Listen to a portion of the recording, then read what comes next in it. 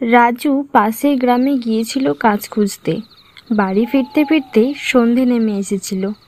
এদিকে আকাশ কালো হয়ে এসেছে, মনে হচ্ছে বৃষ্টি নামবে। রাজু হাঁটা পথে বাড়ি ফিরছে। বৃষ্টি নামার আগেই বাড়ি ফিরতে পারলেই রাজুর শান্তি। কিন্তু না, ভাগ্য আর সাথ দিল কোথায়। কিছুক্ষণের মধ্যেই জাঁকিয়ে বৃষ্টি নামলো। এবার ভিজে ভিজেই রাজুকে বাড়ি ফিরতে হবে। রাস্তাঘাট প্রায় জনশূন্য। তাড়াতাড়ি পা চালাতে থাকে রাজু।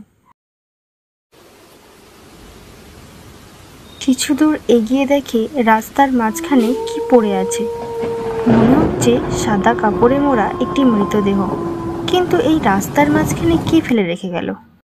রাজু যেই হাত দিয়ে মৃতদেহটিকে সরাতে যাবে, অমনি মৃতদেহটি জীবন্ত হয়ে উঠে বসেছে। কি বিভৎস তার চেহারা! সারা শরীর পচে গলে দুর্গন্ধ বেরোচ্ছে। সেই দেখে রাজুর দেহে আর প্রাণ ছিল না। রাজু প্রাণপণ সেখান থেকে উল্টো দিকে দৌড়াতে থাকে।